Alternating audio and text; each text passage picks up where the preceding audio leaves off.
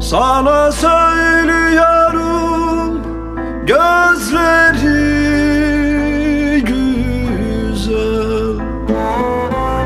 Kar altında ülkenden geçtim.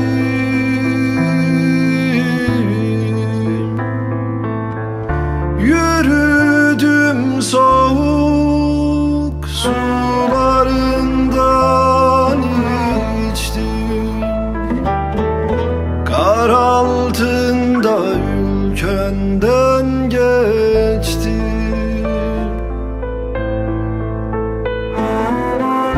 Eğildim soğuk sularından içtim. Ay altında ülkenden geçtim.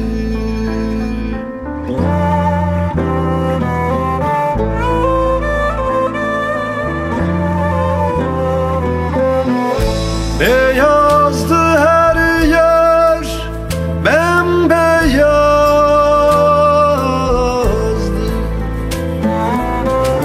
Çocukluktan kalma bir anı gibi.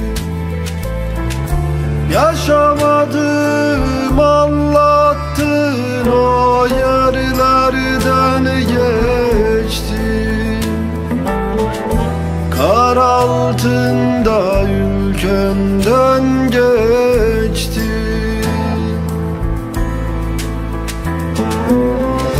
Yaşamadım anlattın, o yerlerden geçtim. Ay altında ülkenden geçtim.